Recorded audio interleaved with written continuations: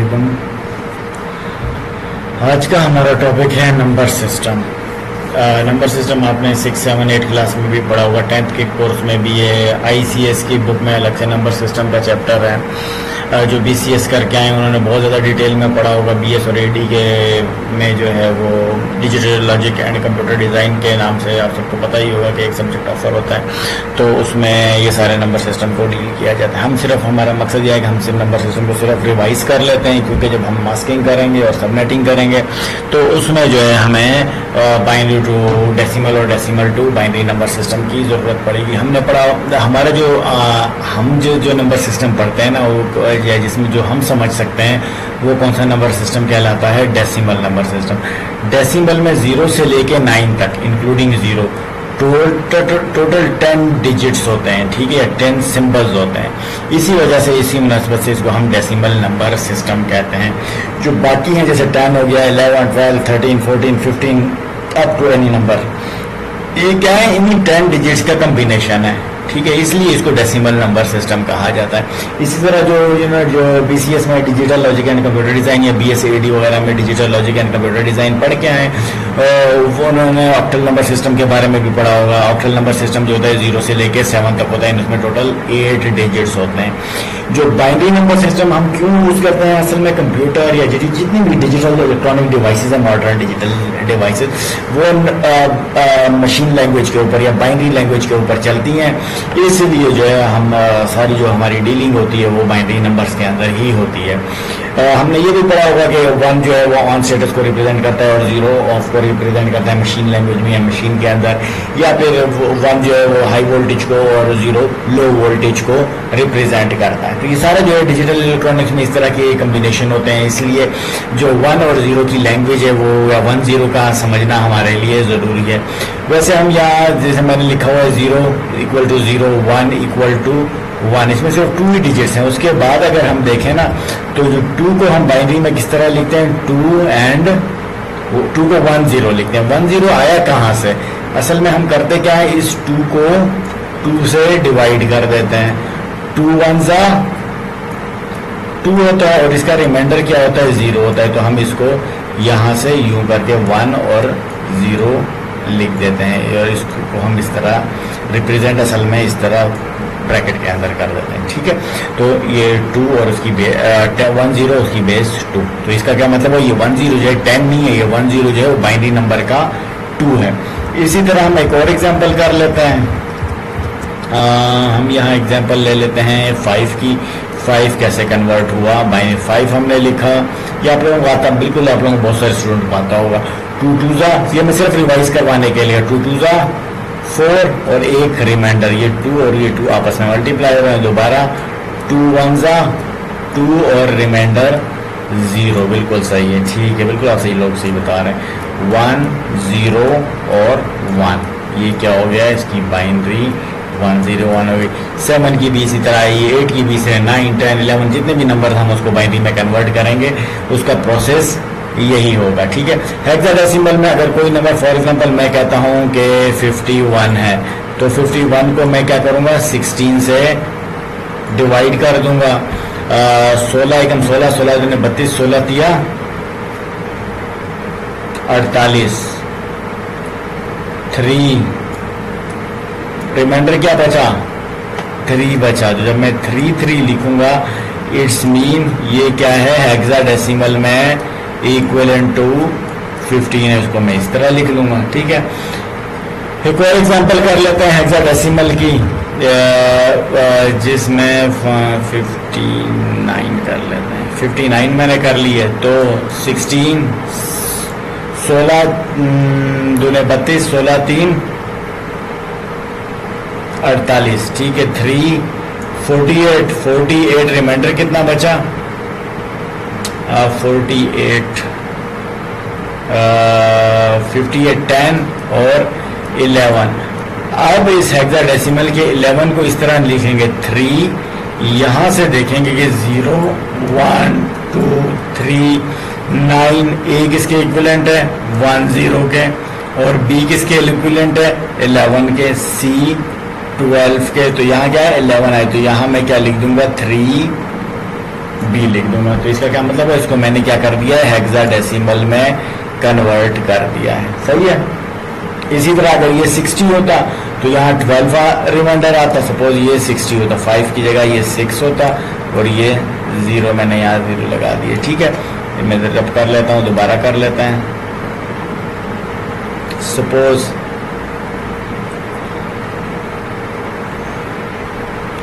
Board को साफ कर लेते हैं थोड़ा सा, फिर हमें दोबारा, ताकि हमें सही से समझ। अब एक हेक्साडेसिमल सपोज हमारे पास नंबर है,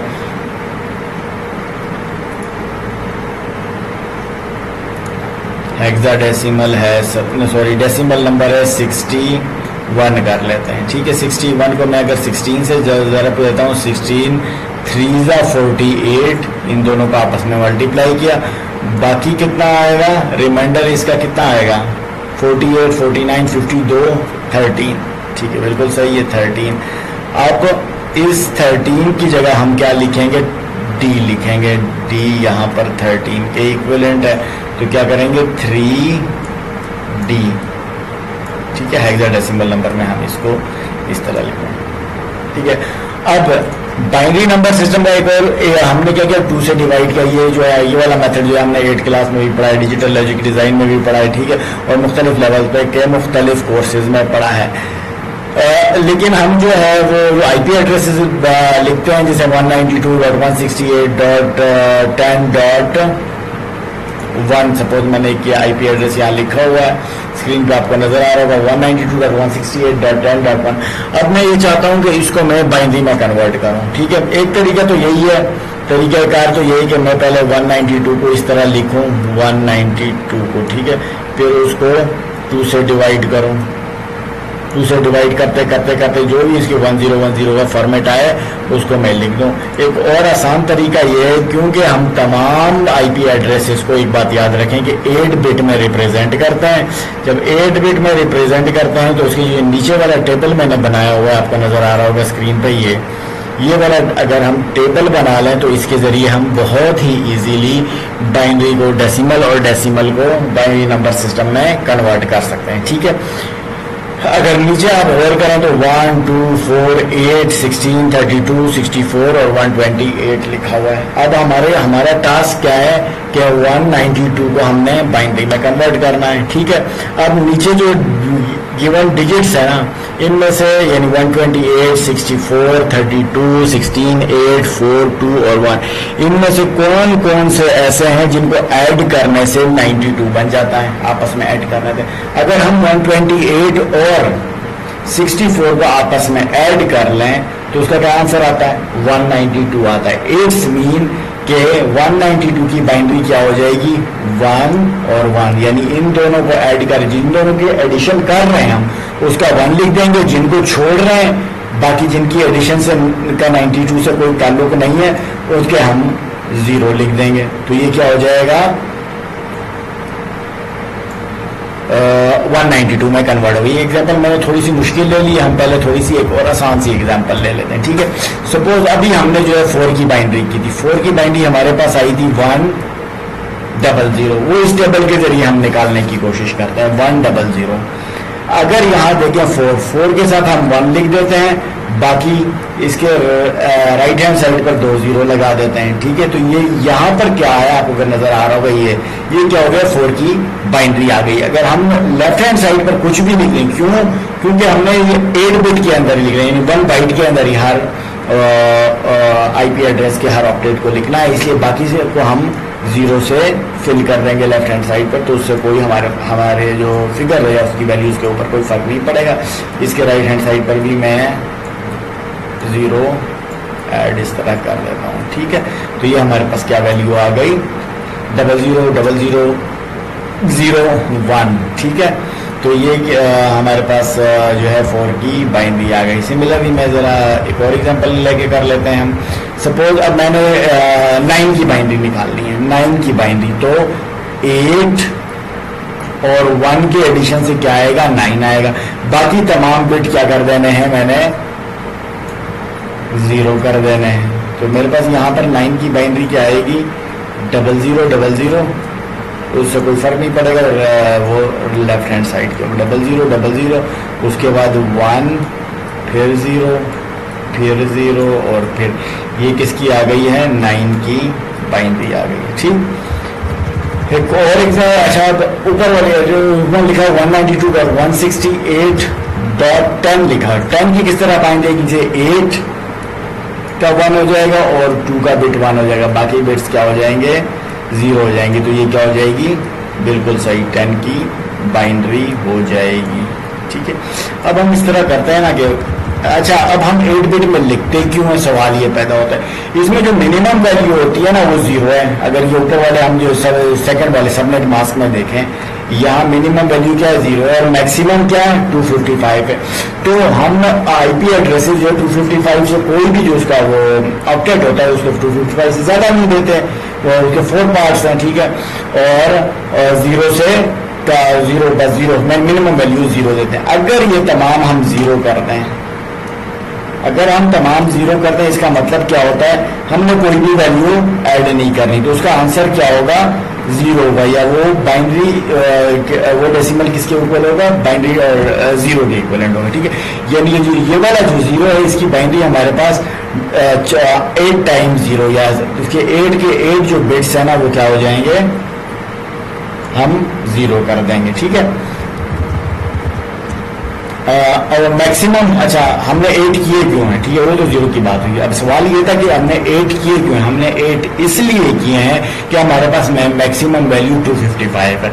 सपोज हम 128, 64, 32, 16, 8, 4, 2 इन सबको ऐड कर देते हैं। जब हम इन सबको ऐड करेंगे तो ये सारे बिट 1 हो जाएंगे, और हमारे पास जो मैक्सिमम वैल्यू 8 बिट की है वो क्या आएगी, 255 है। इसलिए हमने जो है ये वैल्यू इस तरह रखी है। ठीक है, अब 1 बाई 1 192 का हम कर लेते हैं दोबारा से कि 192 की बाइनरी किस तरह आएगी। 192 सबसे पहले हमने 192 की बाइनरी मालूम करनी है, तो 192 की हमारे पास बाइनरी किस तरह आएगी, 128 और 64 का अगर हम ऐड करेंगे तो हमारे पास वैल्यू 192 आ जाती है। बाकी हमें कोई वैल्यू ऐड करने की जरूरत नहीं है। इसका क्या मतलब है, हम 11 लिखेंगे उसके बाद 6 टाइम्स 0 लिखेंगे। It's mean 192 is equal to 11 00 00 और 00। ठीक है, नेक्स्ट 168 है। अब हमने कौन कौन से बिट 1 करने हैं और कौन कौन से 0 करने हैं, क्योंकि 64 हम ऐड नहीं कर सकते, क्योंकि 64 अगर हम ऐड करेंगे तो 192 हो जाता है। 192 जो है वो 168 से ज्यादा है।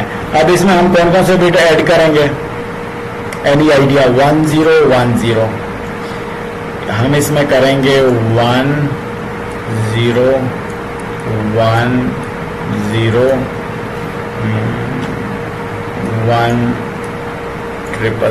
ठीक है,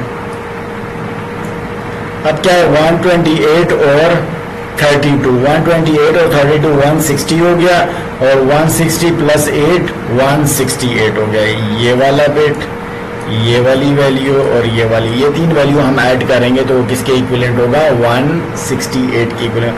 तो हमारे पास 168 की जो बाइनरी आएगी, 168 की जो बाइनरी आएगी वो क्या आएगी, 1 0 1 0 1 2